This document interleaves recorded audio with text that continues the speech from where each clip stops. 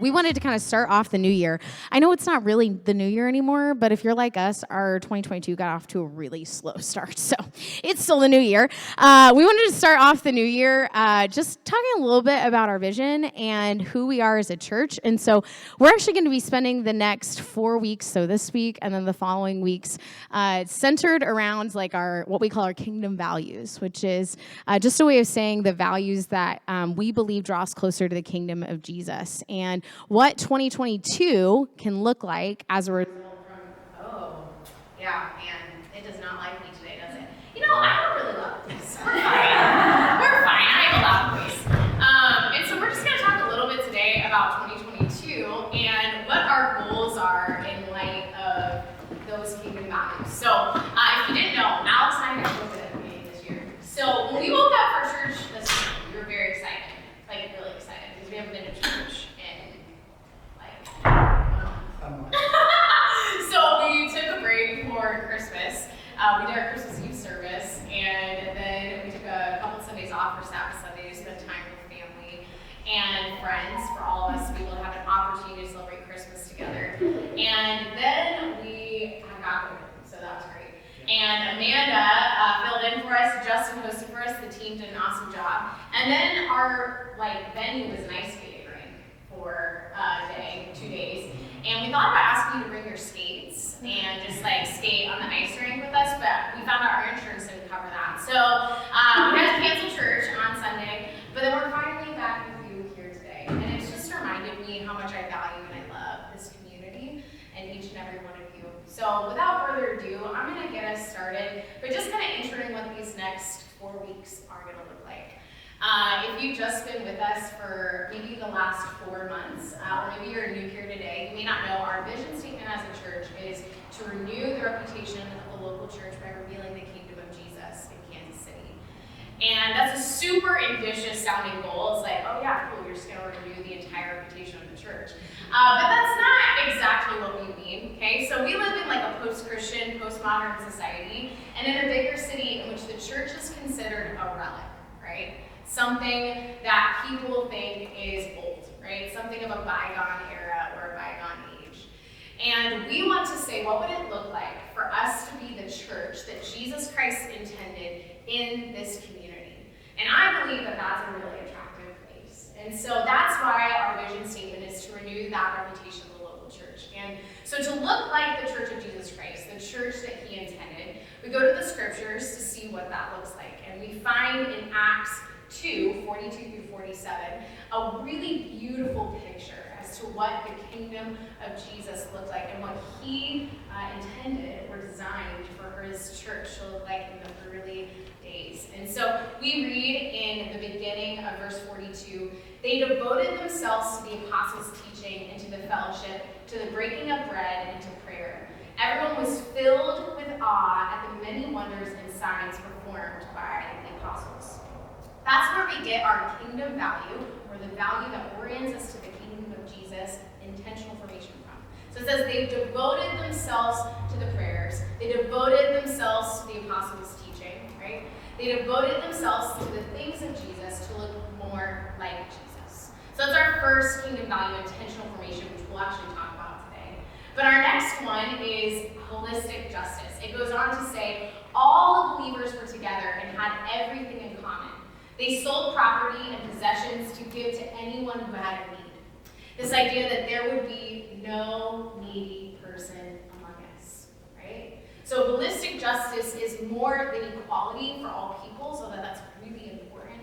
It's more so the holistic equality of all those with us, right? The ability for everyone in this community, in the Midtown neighborhood, to be able to live a whole and full life. It goes on to say, every day they continued to meet together in the temple courts. They broke bread in their homes and they ate together with glad and sincere hearts, praising God and enjoying the favor of all the peoples. This idea that the church is centered around the table. Centered around a place in which we get to be hospitable to others, to welcome them into our family. Alex always jokes in Luke, Jesus is always going to a dinner, at a dinner, or leaving a dinner. Jesus really loved to eat, right? And this idea that as a church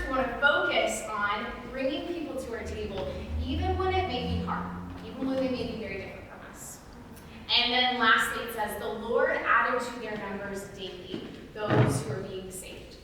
This is where we get that kingdom value of gospel participation. Or this idea that if we are intentionally formed by the person of Jesus Christ, if we work towards the holistic justice of every person here and in our community, and if we courageously invite people around our table through hospitality, that we will see Jesus add to our numbers daily, those that are following him. We will participate in the gospel of Jesus Christ. And so as we look at 2022, what we're going to do each week is we're going to take one of those core values and say, what is God asking us to do through this core value, through the lens of our core values this year? And the first one is intentional formation that we'll be focusing on today. And specifically, we're asking, or we're seeking the Lord and asking him to make us a people of prayer in 2022 through our intentional formation. So today we're going to talk a little bit about intentional formation, that core value, what it looks like in the context of Midtownkc.church. We're going to kind of define prayer, because that's an ethereal concept, right? Something that's a little ambiguous for us at times. We'll talk through reasons we don't pray, right? Because there's a lot of times we wish we would pray more and we don't. And then finally, how we work to become people of prayer in Midtownkc.church. Yeah, as we talk about intentional formation, one of the things we want to do is define it. And that's to say that we are deliberate and purposeful with the people we are becoming. There's currently a trend going around. It's the 10-year challenge, and everybody's posting these photos from 2012, and they're putting it right next to themselves right now. And the reality is, no one could say with a straight face as they look at that 10-year-old photo that I am the same person I was 10 years ago. You wouldn't say that about yourself 2 years ago. We are all in the process of growing, learning, changing, maturing, and developing. That there is this process that is natural to human development, that we are just constantly changing. And what it means for us to say we want to be intentionally formed is we want to put thought behind that process of change. We want to put intention behind who we are becoming. So if we want to identify that development process and put thought behind it, here's what it would look like. If I want to become a person that instinctively responds to sass with kindness, what things do I need to practice now that kindness is my instinct? If I want to become a person that impulsively and selflessly responds to another person's need, what habits should I practice to develop that impulse? If I want to become a non-anxious presence, a person who is not overwhelmed in an overworked society, how or what changes should I make in my life so that I can grow into that type of person? We want to put thought and intention into our emotional reflexes, our social instincts, and our daily impulses to mimic those of Jesus. And we're talking about a deep, heart, and gut level renovation. Because if we're honest, we know that you don't just go, you know what, I want to change my attitude towards that person. I want to change my attitude towards Karen today. Karen's still going to be Karen tomorrow. And it takes time. The key understanding to all of this is that it is progressive.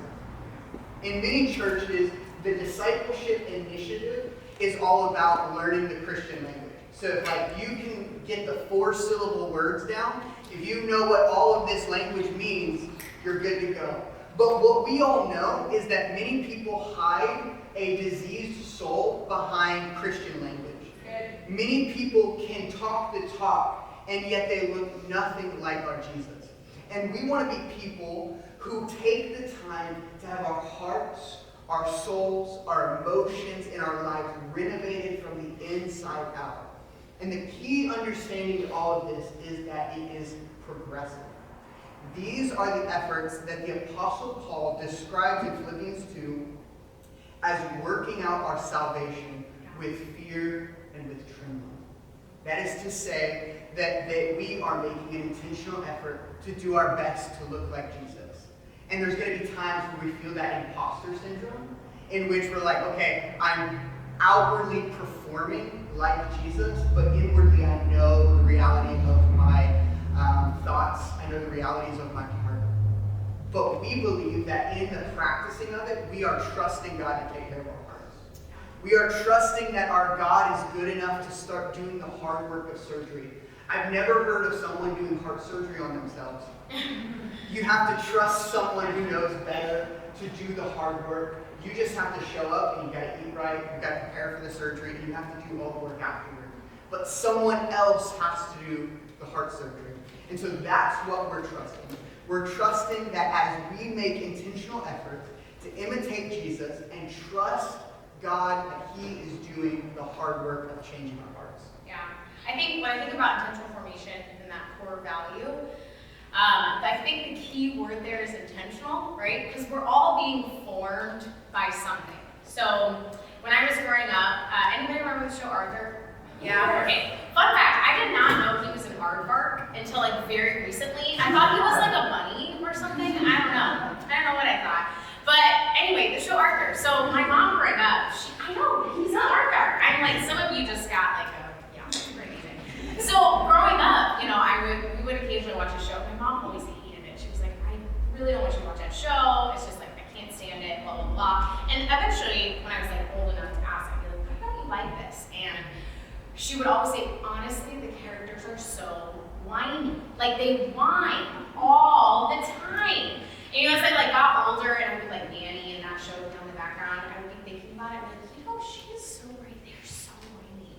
And it was this understanding that my mom had, right? That as a kid, not just as a kid, but also as adults, we're very impressionable people.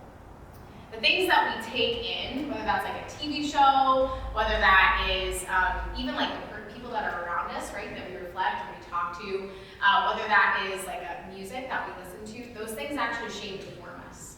And my mom would notice whenever we would watch that TV show, we would become whiny. All the parents in the room are like, yes, I know what you're talking about, right? Right? This idea that what we do actually shapes and forms the person that we are. And what's so cool about the Christian life is that we're able to say, what would it look like for us to intentionally form ourselves around the person of Jesus? To actually think through ways in which we become more like Him. And so intentional formation in and of itself can be a little bit of an ethereal thing, but I think one of the primary ways in which we work to become more like Jesus is simply through prayer, right? That's why we want to become a people of prayer.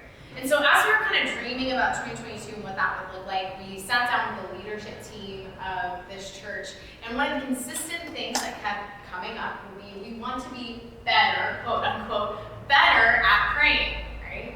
We want to be better at praying. And so we said, okay, what would it look like for us as a church in 2022 to pursue becoming people of prayer? Prayer, as Dallas Willard defines it, is talking to God about the things we are working on together.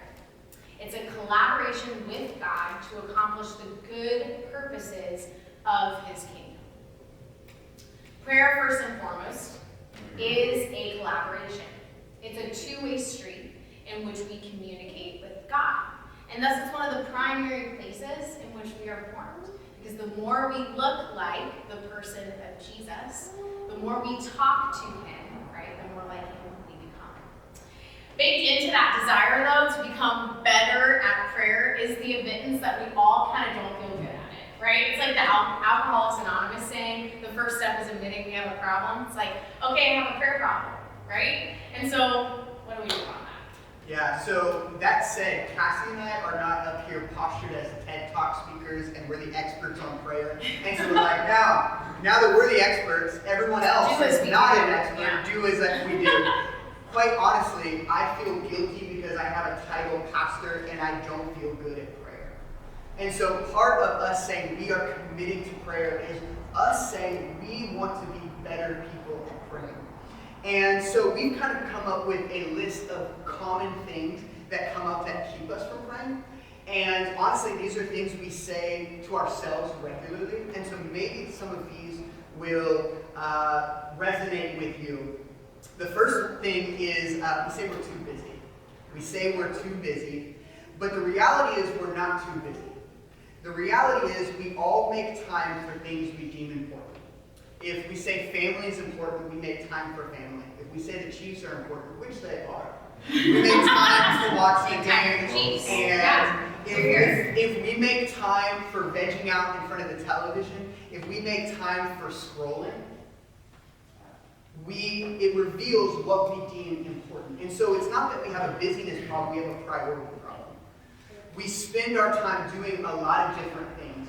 And this is not a call to take your schedule and throw it out and commit to 4 hours of prayer tomorrow. This is to say that we should take stock of where we're spending our time, and that in taking that stock, we can make prayer a priority. A simple place to start is if you go to settings and you go to screen time. It is a really depressing moment, but it really reveals where our priorities sit. If you look at how much time we're spending on these on average, well, then it reveals how much time we really have to pray. And this is not an anti-technology talk. This is just saying, what if we reoriented some of our time? What if we changed how we were using some of our moments?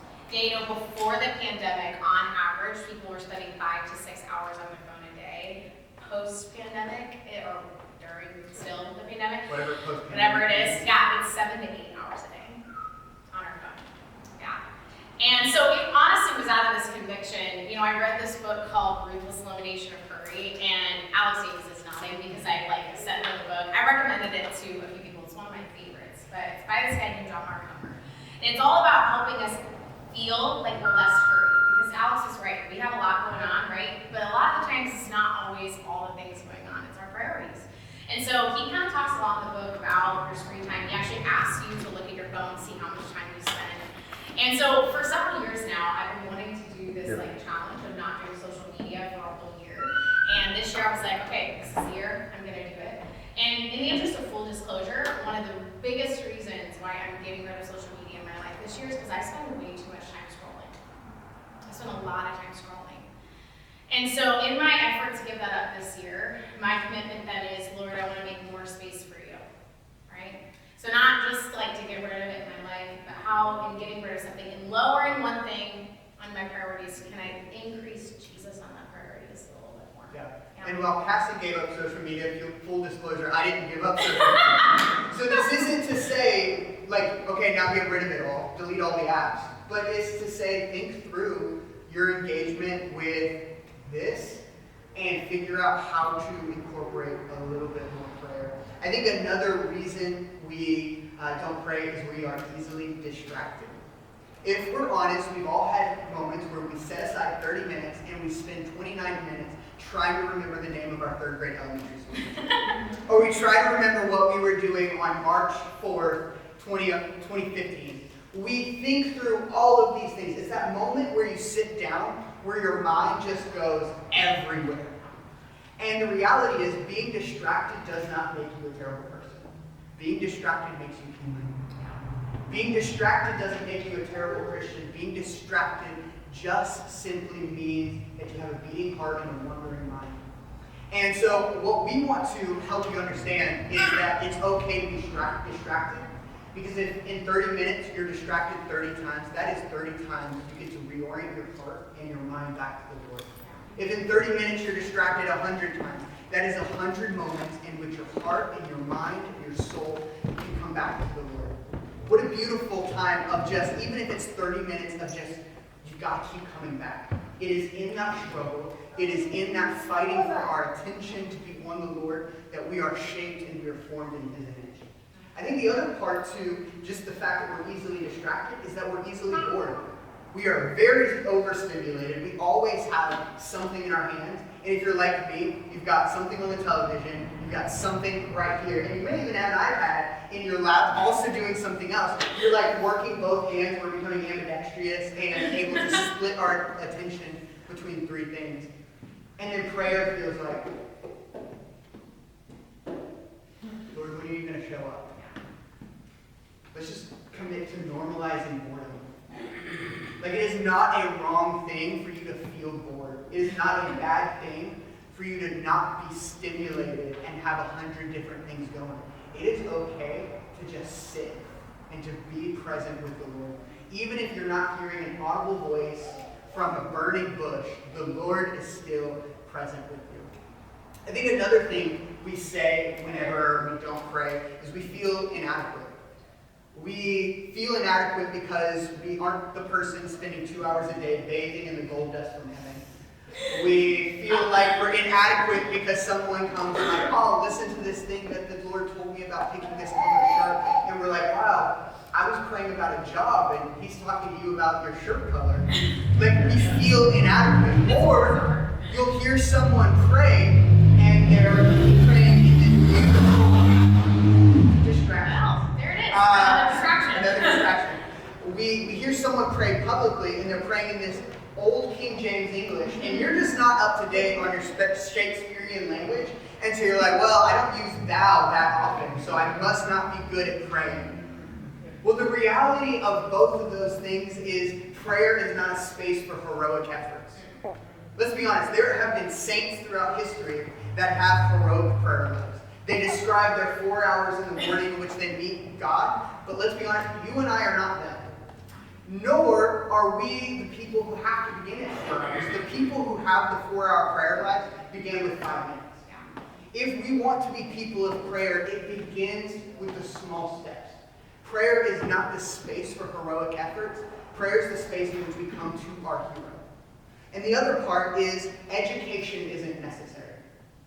There's this beautiful moment throughout the book of Acts where these Jewish leaders meet the first apostles and they're like, who are these uneducated fishermen that dare to tell us who God is? Throughout Scripture, God is using the uneducated and people who just simply don't have the right vocabulary, and he's using them to declare his goodness. C.S. Lewis has this beautiful thought in which he says, there is not an education that's necessary to become a Christian or to follow Christ, because following Christ is an education.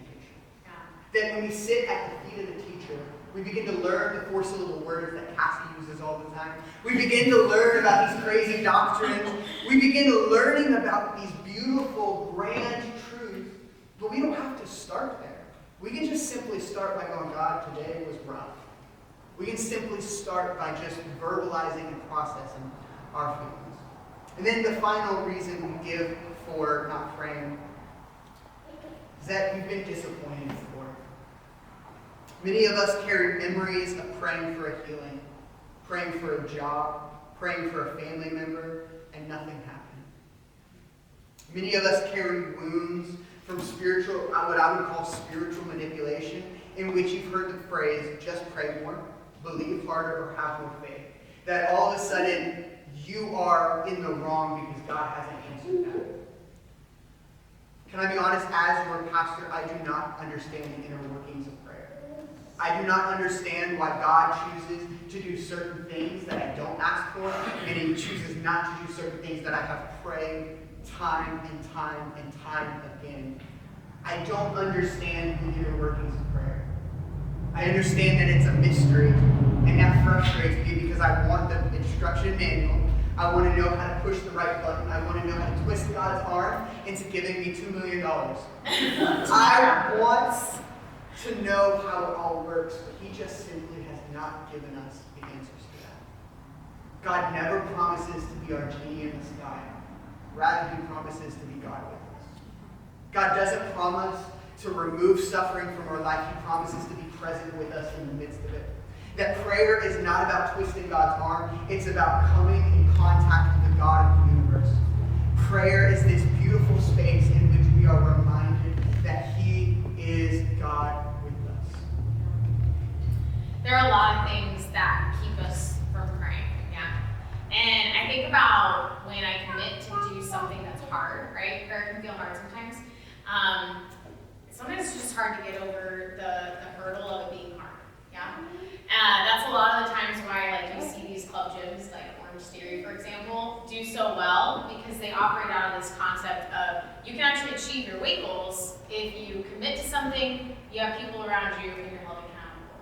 And I would say the same thing would go for all hard things, right? But I would even say specifically prayer. Same thing would go with prayer. And so for us to be able to kind of overcome some of these barriers that we all face, we first have to admit that it's hard. And then we also have to involve ourselves in a community and accountability that helps us get to the place where we want to go. And so for us to be a people of prayer in 2022 is to commit amongst one another that we're going to do that together. We're going to figure that out. And so there are a few different ways that we can do that, both in like the public sphere of the church, but also in the private sphere of who we are.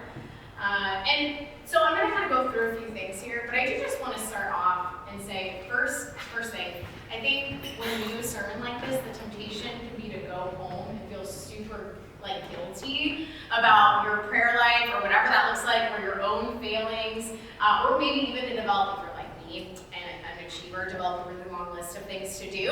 That would be what I would do. And so I want to just alleviate some of those anxieties or those fears or even maybe those feelings of guilt and let you know that you coming here today, simply being a part of a Sunday gathering or a microchurch is actually the part of becoming a person of prayer. You're already doing it. On Sunday mornings, we come together and we say prayers together, and then at the very end, we spend time in prayer with one another, right? That's like one of the first steps in becoming a person of prayer is practicing it. We do that every time we gather here. You also do the same thing in the context of your microchurches. Every time you gather in your microchurch, you're gathering around prayer, right? And you're praying for one another. It's a second way or a second step towards becoming a person of prayer. So if you're part of our church community, you do one or both of those things.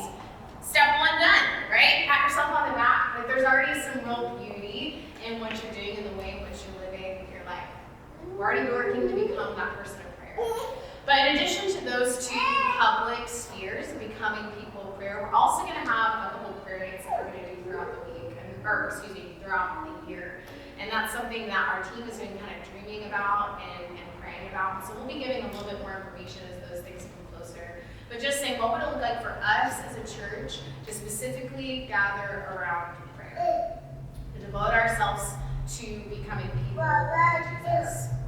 I think the second temptation with a sermon like this is for you to go home and go from 0 minutes of praying a day to like the ambitious goal of 60 minutes of praying a day. And if you do New Year's resolutions, you know that like fails within 2 weeks because you just went from doing nothing to trying to do everything. I'm speaking to my achiever, right? Achieving self. And so here would be my really simple ask for the private expression of becoming a person of prayer. I would start with 1 minute. Seriously, like 1 minute every day. And you're like, wow, only 1 minute. Let me tell you, if you've ever tried to sit down for 60 seconds and do nothing, it actually is really difficult. I downloaded this prayer, it's called this daily prayer app, a couple years ago, and they do like prayer in the morning, in the afternoon, and the evening. And in the afternoon prayers, it gives you like 120 seconds. It does a countdown for you to pray. And I remember the first time I did it, I hit go on my 120 seconds, and I'm sitting there, and I'm like praying, I'm basking in the moment, it's so holy, it's awesome. And I'm like, oh man, I've like gone past my timer. I bet like 5 minutes has gone by. And I look at my phone and like 45 seconds has passed. And I'm like, what is wrong with me? I can't even sit here for 45 seconds in silence and pray. And so my challenge would be, if you have never had some sort of like a consistent prayer life, whatever that's looked for you, if you have never even devoted just 1 minute a day to being in silence and prayer with the Lord, I would just take 1 minute. Just start with 1 minute every day. See how that goes for 2 weeks. Maybe you decide to up it to 2 minutes to get really crazy. You're like, I'm going to try 120 seconds. Yeah? And just simply saying, I'm going to start somewhere. Now, I'm going to start somewhere and working to talk to God and live a little bit more like Him. Yeah. At this time, if the worship team would join me, and I'm going to still try and talk over kind of the moving and shifting. 2 things I'll add to Cassie's practical steps. The first is that you must create a prayer rhythm within the schedule that you already have. Whenever we talk about adding prayer, it's not about now I need to carve out huge chunks of time. It's actually thinking, where are the natural breaks in my day in which I can incorporate prayer? If you've got to commute to work or commute home, that's a great place to just process what's been going on in your day. Sometimes prayer just needs to be as simple as praying through the emotions that you're feeling. Or maybe you're a mom staying at home and there's a nap time.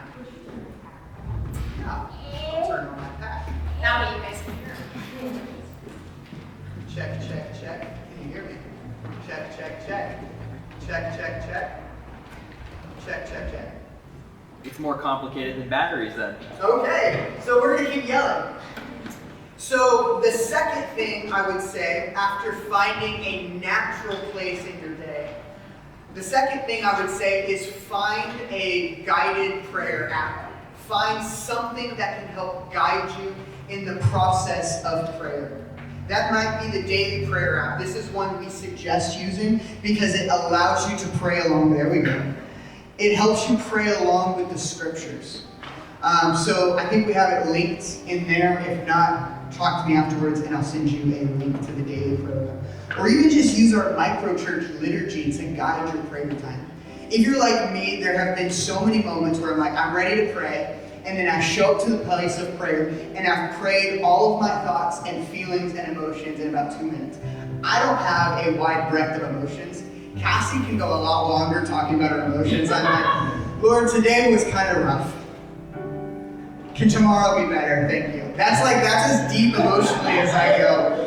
And so after about 2 minutes, I'm done processing things. And so I actually need something to walk me on a pathway, to actually warm up my heart, to actually pray in a more spontaneous way. And so I suggest finding something that might help you guide that prayer time. There's nothing wrong with using a little bit of I don't even want to call it a crutch, but using a compass to guide that time.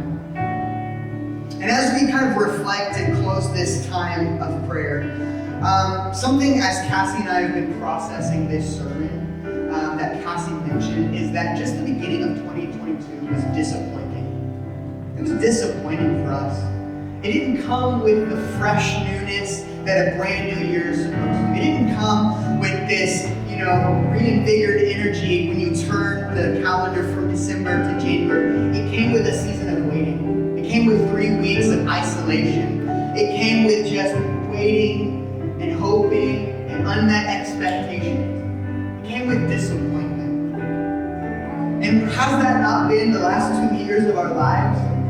Is anybody who they thought they would be since 2020? Are there not dreams that we've had to lay down? Are there not things that we've just had to say, this is not what I expected?